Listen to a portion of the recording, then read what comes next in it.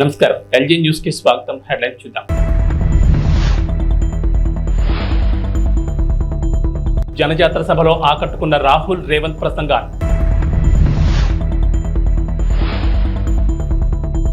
జోరు వానలో హోరెత్తిన ఫ్యాన్ హుషారు.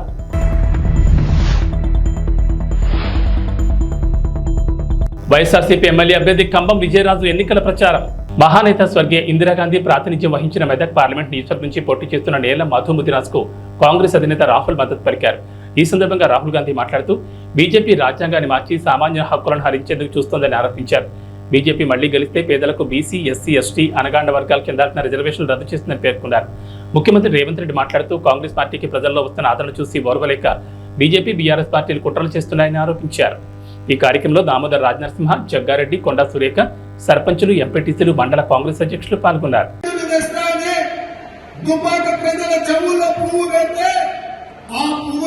శాసనసభ ఎన్నికల్లో బండకేసి కొట్టిండ్రు, ఉప్పు తీసి ఉప్పు పోసి పాత వేసింది.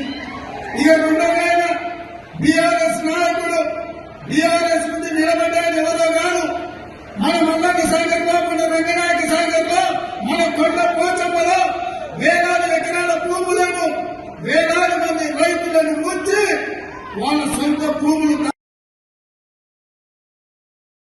मनरेगा పథకంలో భాగంగా ఈ రోజు కార్మికులకు 250 రూపాయలు దొరుకుతూ ఉన్నాయి. सरकार आने के बाद उनको 400 रुपए मनरेगा के लिए मिलेंगे. అది వచ్చి ప్రభుత్వం వచ్చిన తర్వాత मनरेगाలో భాగంగా 400 రూపాయలు కార్మికులకు ఇవ్వడం జరుగుతుంది. और जो आशा और आंगनवाड़ी में महिलाएं काम करती हैं, उनकी आमदनी हम दुगनी करने जा रहे हैं. ఎవరైతే ఆశాలో ఉన్నారో, అంగన్వాడీలో పనిచేస్తున్నటువంటి మహిళలు ఉన్నారో వాళ్ళకు వచ్చేటటువంటి సంపాదన ఏదైతే ఉందో దాన్ని మేము రెట్టింపు చేస్తాము. గట్టిగా చప్పట్లు కొట్టండి. भाइयों बहनों, मैं आपको साफ बताना चाहता हूँ. స్నేహితులారా, సోదర సోదరీమణులారా, నేను మీకు స్పష్టంగా చెప్పాలనుకుంటున్నాను. एक लाइन में मैं आपको इंडिया सरकार के बारे में बताना चाहता हूँ. కేవలం ఒకే ఒక పంక్తిలో, ఒకే ఒక లైన్లో, ఒకే ఒక వాక్యంలో నేను ఇండియా ప్రభుత్వాన్ని గురించి నేను చెప్పాలనుకుంటున్నాను.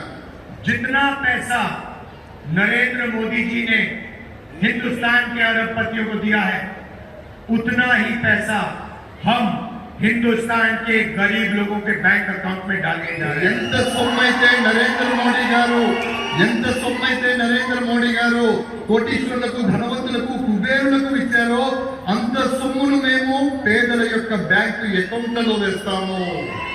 अंत में भाइयों बहनों, ये अम्बेडकर जी का संविधान है, गांधी जी का संविधान है, इसकी हम सबको मिलकर रक्षा करनी है. స్నేహితులారా, నేను చేతిలో పట్టుకున్నటువంటి పుస్తకం ఏదైతే ఉందో అది అంబేద్కర్ గారు రాసినటువంటిది, గాంధీ గారి స్వప్నం. కాబట్టి ఆ పుస్తకాన్ని, ఆ సంవిధానం అంటే ఆ రాజ్యాంగాన్ని పరిరక్షించుకోవాల్సిన బాధ్యత ప్రతి భారతీయుడి మీద ఉంది. रिजर्वेशन की रक्षा करनी है, पब्लिक सेक्टर की रक्षा करनी है, किसानों, मजदूरों, बेरोजगार लोगों को की रक्षा करनी है. రిజర్వేషన్ల ఫలితంగా రిజర్వేషన్లను మనం కాపాడుకోవాలి. అదే విధంగా కార్మికుల్ని కాపాడుకోవాలి, కర్షకుల్ని కాపాడుకోవాలి, పేదవాళ్ళని కాపాడుకోవాలి. ఇవన్నీ కాపాడుకోవాలి. పక్షపాతి బీసీలు బాగా బతకాలి, వాళ్ళు బాగా ఉండాలి అనేటువంటి ఆలోచనతోటి మేనిఫెస్టోలో బీసీ గణన చేయమని చెప్పడం మనందరికీ కూడా అదృష్టంగా భావించాలి. మరి ఈరోజు బీజేపీ పార్టీ మైనార్టీల రిజర్వేషన్ తీసేస్తాము అని మాట్లాడుతూ మైనార్టీ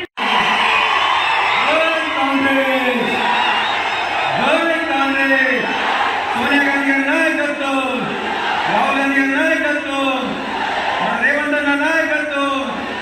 చాలా సంతోషం అన్న.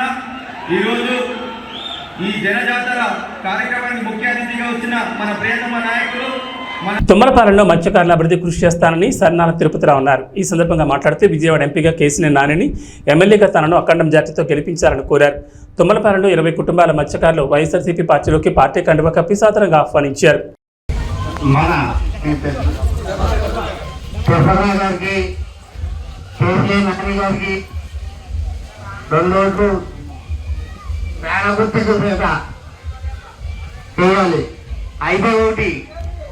పోయినసారి చంద్రబాబు నాయుడు గారు వస్తారని అన్నారు. అయితే చంద్రబాబు నాయుడు వస్తే కలకత్తా నుంచి పుణ్యవాడ నుంచి బాబు దాకా వెయ్యి తీసేపరంగా అప్పుడే జరిగింది. ఇప్పుడు కూడా చంద్రబాబు నాయుడు గారిని ఓటు వేస్తే ఇది ఇప్పుడు మన ముందే బేస్ కూడా పార్టీ చేస్తారు, కంపల్సరీగా అవుతారు. పార్టీ చేస్తారు. చంద్రబాబు నాయుడు గారు సీఎంగా అవుతే ఒక గుడి తప్ప చర్చలు తప్ప మన ఉండే బేస్ కూడా పార్టీ చేయగలుగుతారు. మన ఎక్కడో ఇతరులు వ్యాపారం కూడా కానీ దేనికి కానీ అవకాశం ఉండదు. దయచేసి 2 ఓట్లు కూడా పేదగుట్టుకు వేయాలని కోరుతున్నాం. అలాగే జగన్ వల్ల లబ్ధి పొందడంటే ఎవరు లేరు. ఆ పార్టీ ఈ పార్టీ లేదు, తెలుగుదేశం పార్టీ అయినా, వైసీపీ పార్టీ అయినా, జనసేన పార్టీ అయినా, ఏ పార్టీ వాళ్ళైనా ప్రతి రేషన్ కార్డు కూడా 1,00,000 రూపాయలకి ఇస్తాయి. అమ్మఒడి అవుతూనే ఉన్నాయండి. ఏదైతే మొత్తం మీద మీరు లెక్క చూసుకుంటే 1,50,000 తుమ్మలపాలెం వైఎస్ఆర్ కాంగ్రెస్ పార్టీ నాయకులకు, కార్యకర్తలకు, సానుభూతి పరులకు, ఈ గ్రామ ప్రజానీకానికి అందరికీ కూడా పేరు పేరు నా నమస్కారాలండి. రేపు 13వ తారీఖు జరుగుతున్న ఎలక్షన్లో ఇక్కడ ఈ నియోజకవర్గానికి నేను ఎమ్మెల్యేగా, కేశినేని నాని గారి ఎంపీగా పోటీ చేస్తూ ఉన్నాం. మీ ఆశీస్సులు, మీ ఆదరణ అందరూ కూడా ఇవ్వాలని మేమంతా కూడా కోరుకుంటూ ఉన్నాం. కొంతమంది చెప్తా ఉన్నారు, ఈ 5 సంవత్సరాలు బట్టి మేము అది చేసాం, ఇది చేసాం అని చెప్తా ఉన్నాడు. ఇవాళ జగన్మోహన్ రెడ్డి గారు ఇచ్చిన ప్రతి ఒక్క పథకాన్ని కూడా ప్రతి ఒక్కళ్ళకి కూడా ఇంటికి తీసుకెళ్ళి ఈ రోజున వైఎస్ఆర్ కాంగ్రెస్ పార్టీ ఇవ్వడం జరిగింది. అవి ఏం జరగలేదు, అవి ఏం ఇవ్వలేదు అని చెప్తా ఉన్నాడు. ఇక్కడ చాలామంది పెద్దలు ఉన్నారు, మీ అందరికీ తెలిసినవి. ప్రతి ఒక్క ఇంటికి కూడా ఏ పార్టీలకి సంబంధం లేకోకుండా అందరికి కూడా ప్రతి ఒక్క సంక్షేమ పథకం ఇంటికి వెళ్ళింది. అభివృద్ధి అనేది ఎక్కడ ఏది కావాలో జరుగుతూ ఉన్నది. అవి కూడా ఇన్ని అబద్ధాలు ఆడుతూ ఉన్నాడు. ఇట్లాంటి అబద్ధాలకు పోలవరం నియోజకవర్గం టీ నరసాపురం మండలం బొర్రంపాలెం గ్రామంలో జడ్పీటీ సభ్యులు సామంతపూడి సూరిబాబు ఆధ్వర్యంలో బీసీ ఆత్మీయ సమావేశం నిర్వహించారు. ఈ కార్యక్రమానికి ముఖ్య అతిథిగా పోలవరం శాసనసభ్యులు తెల్లం బాలరాజు, కారుమూరి సునీల్ కుమార్ పాల్గొన్నారు.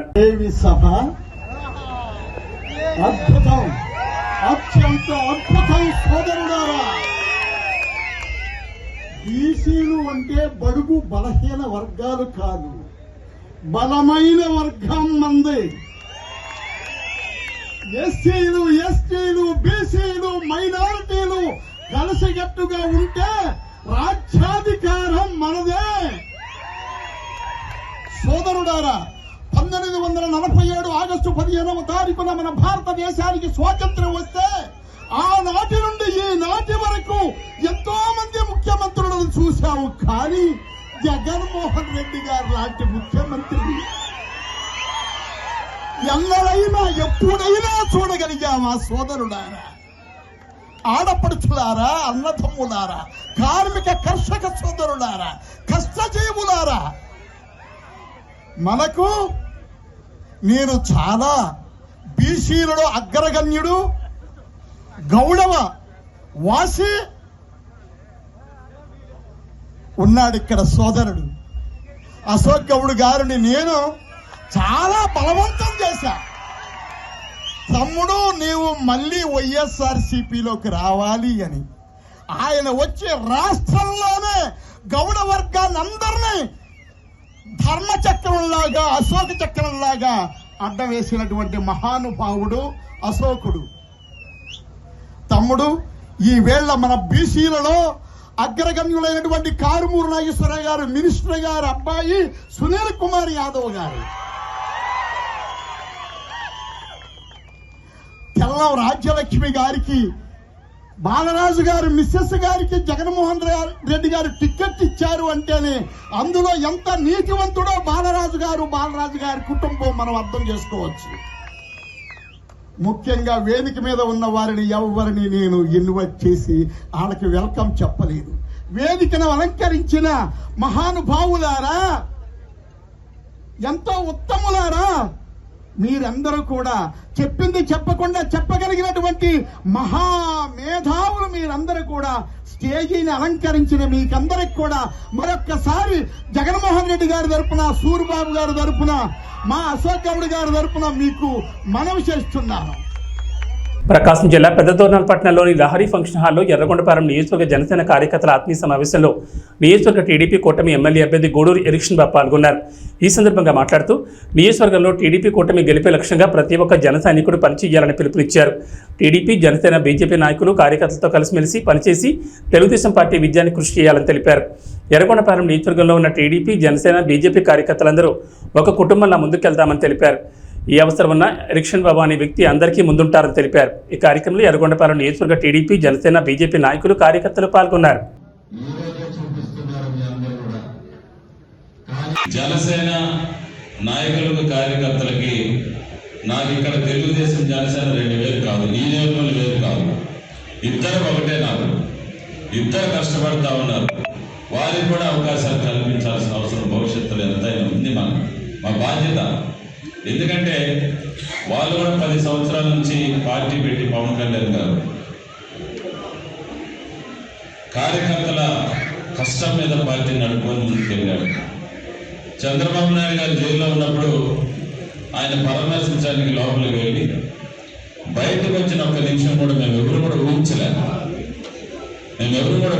లోపల ఆయన పరిస్థితి తెలుసుకొని బయటకు వచ్చి చంద్రబాబు నాయుడు గారితో కలిసి రేపు మేము పోటీ చేయబోతున్నాం ఆంధ్రప్రదేశ్.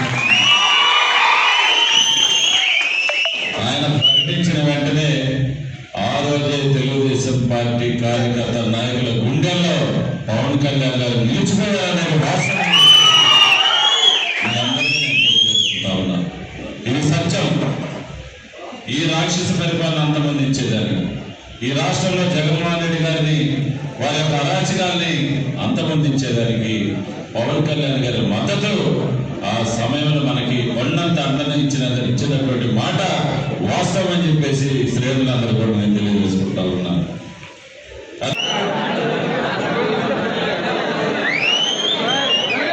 ఎన్టీఆర్ జిల్లా జగ్గేపేటలోని ప్రజల జీవితాల్లో వెలుగులు నింపడమే లక్ష్యంగా తెలుగుదేశం, జనసేన, బీజేపీ ప్రజాకూటమి అద్భుతమైన మేనిఫెస్టోను రూపొందించిందని వంగవీటి రాధాకృష్ణ అన్నారు. ఎన్టీఆర్ జిల్లా జగ్గేపేట నియోజకవర్గం కూటమి అభ్యర్థి విజయాన్ని కాంక్షిస్తూ కూటమి ఎమ్మెల్యే అభ్యర్థి శ్రీరామ్ రాజగోపాల్ తాతయ్యతో కలిసి జగ్గేపేట మండలంలో గండ్రాయి, మల్కాపురం గ్రామాల్లో ఎన్నికల ప్రచారం నిర్వహించారు. 3 రోజులు మనం అంతా క్యాంపెయిన్ చేయడానికి ఉంది.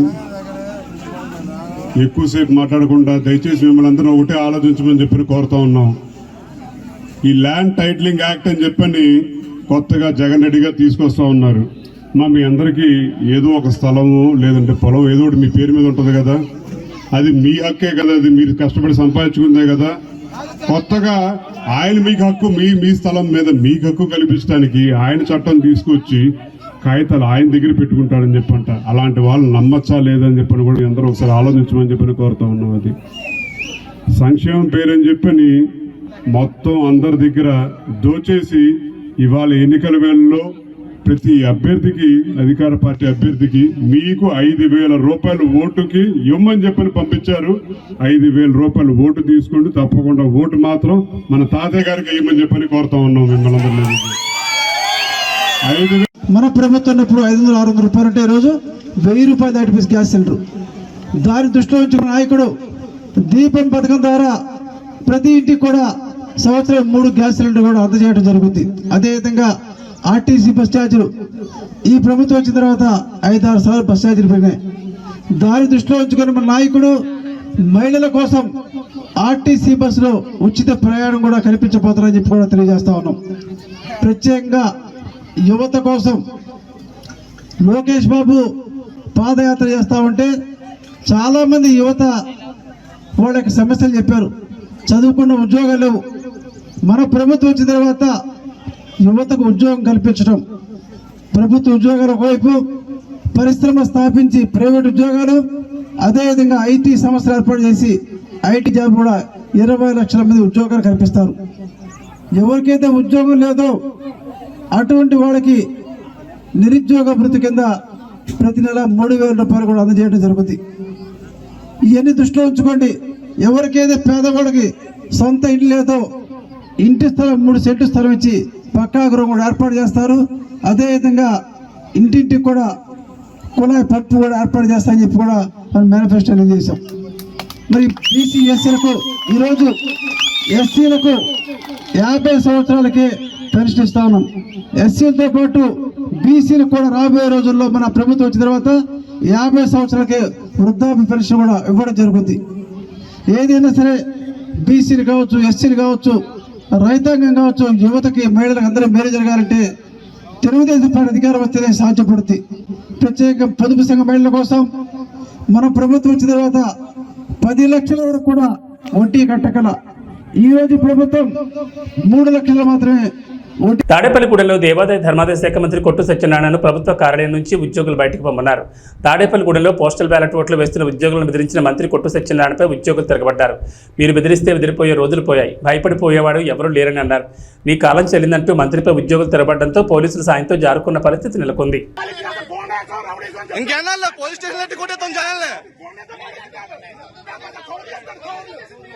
గేట్ బయట రావాలా, గేట్ బయట ఏదైనా గేట్ బయట ఫోటో తీసుకో, గేట్ రాబడి ఉంటాం కాదు, గేట్ బయట, గేట్ బయట బాబు అటు కూడా తీయమ్మా, అటు తీసేసి ఒకరితో కాదు అందరూ తీ. आप लोग को देखो,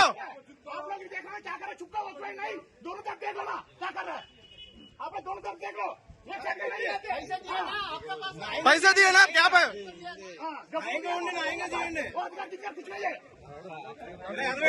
इलेक्शन ड्यूटी है,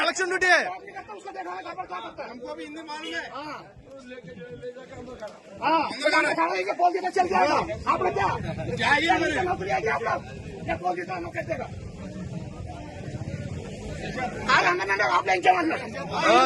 ఇంకా అయిపోయింది, రోజులు అయిపోయినాయి, బెదిరించి భయపడే రోజులు అయిపోయినాయి అందరి దగ్గర. క్యాండిడేట్ తిరగచ్చు రాబులా, క్యాండిడేట్ రాబుల పని ఏంటి?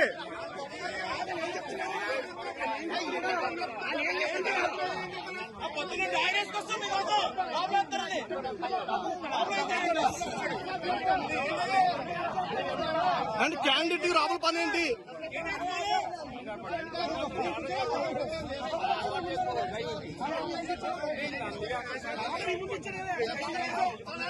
శ్రీరామ్ రాజగోపాల్ విజయాన్ని కాంక్షిస్తూ వారి కుటుంబీకులు, కౌన్సిలర్ రామలక్ష్మి, మాజీ కౌన్సిలర్ కొరకోటి సైదుల ఆధ్వర్యంలో ఆలయ ప్రధాన అర్చకులు శ్రీరంగం శ్రీనివాచార్యుల బృందం ఆధ్వర్యంలో విశేష పూజలు జరిపి హోమం నిర్వహించారు.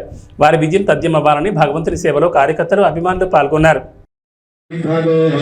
శ్రీరంగస్య ఉత్తరదిక్ప్రదేశగంగా కావేర్యోర్మధ్యదేశే శోభనస్థలే సమస్తదేవతా భగవద్భాగవత ఆచార్య సన్నిధౌ అస్మిన్ వర్తమాన వ్యవహారికర్ణాయ నమః సర్పనేత్రాయ నమః సుముఖాయ ప్రవిష్టితాయ నమః మధ్యమేకలాయాం చండాయ నమః ప్రచండాయ నమః భద్రాయ నమః సుభద్రాయ నమః భుజాయ నమః విజయాయ నమః ధాత్రే నమః విధాత్రే నమః వృద్ధమేకలాయాం రవీంద్రాయ నమః రమక్కయే నమః ఓం హం యమాయ నమః వరుణాయ నమః వరుణాయ నమః వాయుదే నమః కుబేరాయ నమః ఓం ఈశానాయ నమః ఏతేంద్రాదయః దివ్యాభరణవస్త్రసంయుక్తాః అగ్నిముఖాదవ్యాతవ్యాః ఓం విద్జ్వాలయామి ఓం ఇతి శోభముద్రయా అమృతి కరోమి ఓం రమగ్నయే నమః అగ్నిం దూతం వృణీమహే హోతారం విశ్వవేదసం అస్య యజ్ఞస్య సుకృతం ఓం రమగ్నయే నమః.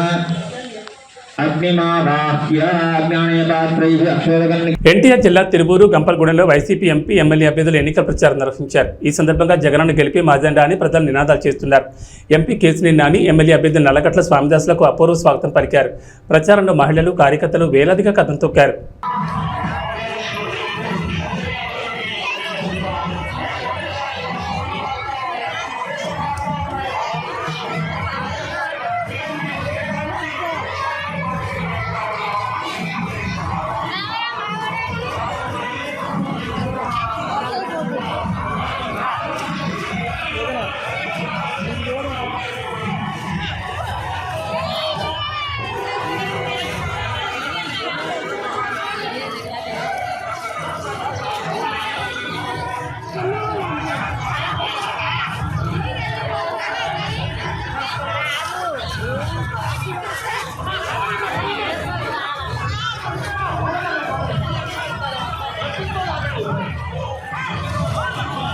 ఈ జెండా ముందుండాలి, మాకు అడ్డం వస్తుంది.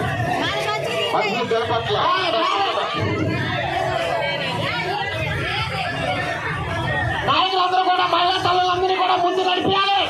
ఎక్కడో అక్కడ పక్కన వెళ్ళిపోతున్నారు, వాళ్ళ కూడా చూడండి.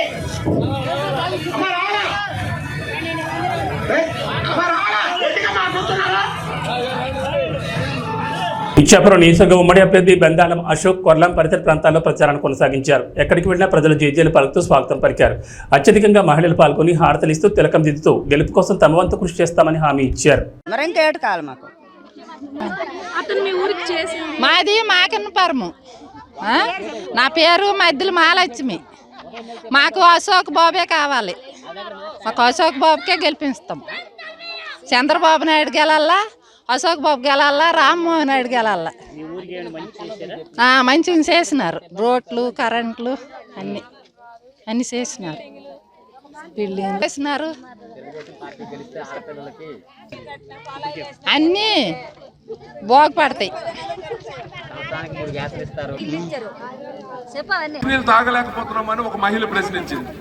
మహిళ ప్రశ్నించిన వెంటనే సాయంత్రం అక్కడ ఉన్నటువంటి వైసీపీ గూండాలు వెళ్ళి ఆమెను ట్రాక్టర్తో గుద్ది చంపేశారు.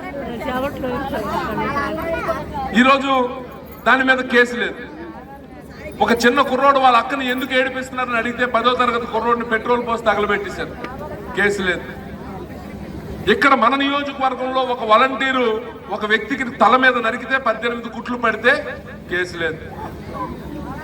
ఈ రకంగా కొంతమందిని పోలీస్ డిపార్ట్మెంట్ ని వాళ్ళ గుప్పెట్లో పెట్టుకొని ప్రజల్ని భయభ్రాంతులకు గురి చేయడం. ఇక పనికిమాలిన వ్యవస్థ మీకు తెలుసు, వాలంటీర్ వ్యవస్థ.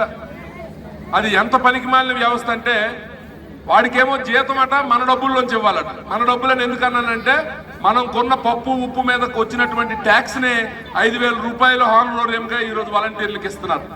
మన డబ్బు ఆడికి ఇస్తే ఆడొచ్చి మన భుజాన కూర్చుంటున్నాడు. మీరు తెలుగుదేశం వాళ్ళు మీటింగ్కి వెళ్తే మీకు పెన్షన్ కట్ చేస్తాం, మీకు తెలుగుదేశం వాళ్ళు మీటింగ్లకు వెళ్తే మీకు రేషన్ కార్డు కట్ చేస్తాం, లేకపోతే అమ్మఒడి ఇవ్వం అని బెదిరిస్తున్నాడు. ఈరోజు వచ్చి మన మీద పెత్తనం చెలాయించే ప్రయత్నం. ఈ మధ్యన ఇంకో కొత్త డ్రామా. పాపం పెన్షన్ తీసుకుంటున్నటువంటి పెద్దవాళ్ళు ఇక్కడ చాలా మంది ఉన్నారు. ఎలాంటి డ్రామాలు ఆడుతున్నారంటే, అమ్మ నాకు తెలియక అడుగుతారు, 5,000 రూపాయలు నీకు ప్రభుత్వం ఇస్తుంది కదా, ప్రభుత్వం ఇస్తుంది. ప్రభుత్వం ఇస్తే నువ్వు ఎవరికి పనిచేయాలి? ప్రభుత్వంకా పార్టీకా? ప్రభుత్వానికి పనిచేయాలి. మరి ఈరోజు నువ్వెందుకు రాజీనామా చేసావు? ఎందుకంటే ఎలక్షన్ కమిషన్ నీకు క్లియర్గా గైడ్ లైన్స్ ఇచ్చింది. ఎట్టి పరిస్థితుల్లో ఎలక్షన్కి సంబంధించినటువంటి ఏ ఒక్క కార్యక్రమంలోనైనా వాలంటీర్ కానీ ఉంటే అక్కడ వాడిని వెంటనే వాడికి క్రిమినల్ కేసులు కట్టి వాడిని ఎట్టి పరిస్థితుల్లో కూడా ఉద్యోగం రాకుండా చేస్తామని చెప్పింది. చెప్పగానే జగన్మోహన్ రెడ్డి ఉలికి పడ్డాడు. వెంటనే ఏం చేశాడు? వాలంటీర్లతో రాజీనామా చేయించి ఈరోజు ఇంటికి ఇస్తున్నటువంటి పెన్షన్లు మీరు వెళ్ళి బ్యాంకుల దగ్గర క్యూలు కట్టాల్సినటువంటి పరిస్థితి కల్పించాడు. ఈ ప్రాసెస్ లో కొంతమంది ముసలి వాళ్ళు చనిపోయారు. మరి ఈ చనిపోయినటువంటి వారికి బాధ్యులు ఎవరండి? ఏమంటే ఈ చనిపోవడం కూడా చంద్రబాబు నాయుడు గారు తప్పని చంద్రబాబు నాయుడు మీద తోసే ప్రయత్నం చేస్తున్నాడు. అంటే తండ్రి శవం పక్కన సంతకాలు తీసుకున్నటువంటి ఈ దగుల్బాజీ వెధవకి ఆఖరికి శవాలతో రాజకీయం చేయడం అలవాటు అయిపోయింది. 2019లో అలపేస్తున్నాడు, అది చంద్రబాబు నాయుడు గారు తప్పు అంటున్నాడు. సో ఈ రకంగా ప్రజల్ని ఇంకా మభ్యపెట్టే ప్రయత్నం చేస్తున్నాడు. మరి మీ అందరికీ తెలుసు, చంద్రబాబు నాయుడు గారిని అరెస్ట్ చేశారు. దాదాపు 60 రోజులు జైల్లో ఉంచారు. 16 నెలలు నేను జైల్లో ఉన్నాను కాబట్టి చంద్రబాబు నాయుడిని ఒక్క నిమిషమైనా జైల్లో ఉంచలేకపోతానా అని ఒక శాడిస్ట్ ఆనందం. ఈ శాడిస్ట్ ఆనందం తీర్చుకోవడానికి చంద్రబాబు నాయుడు గారికి జైల్లో పెట్టారు. అయితే అది మంచిదైంది. ఎందుకు మంచిదైందంటే 2 రకాలుగా మంచిదైంది. ఒకటి, చంద్రబాబు నాయుడు గారు దాదాపు తప్పు చేయలేదు. చంద్రబాబు నాయుడు గారు నాకు తెలిసి రోజుకు 3-4 గంటలు పడుకుంటానేమో, 24 గంటలు పనే చేస్తుంటాడు. ఆ 60 రోజులు జైల్లో ఉండడం వల్ల పెద్ద ఆయన కొంచెం విశ్రాంతి దొరికింది. మొదటి మంచిది. రెండో మంచితనం ఏంటంటే, సహజంగా ఎవడైనా అరెస్ట్ అయితే, ఇప్పుడు మన ఊర్లోనే ఎవడైనా అరెస్ట్ అయ్యాడు అనుకోండి, మనం ఆయన ఒక దొంగలాగా చూస్తాం, మాట్లాడడానికి ఇష్టపడం. మాట్లాడితే నా పక్కనోడు ఎవడైనా నా గురించి తప్పుగా అనుకుంటాడేమో అని దూరంగా ఉంచుతాం. అలాగే జగన్మోహన్ రెడ్డిని జైల్లో పెడితే అటువంటి దొంగలే వెళ్ళి జైల్లో కలిశారు తప్ప వేరే వ్యక్తి ఎవ్వడు కూడా ఆయన పట్టించుకోలేదు. సమయం ఇది. ఎందుకంటే ఇంకా 3 రోజులు ఉంది. ఈ 3 రోజుల్లో మరి రామరావణ యుద్ధం జరగబోతుంది. మీ అందరికీ తెలుసు. జగన్ ఏబీ బులెటిన్ విశేషాలు. నమస్కారం.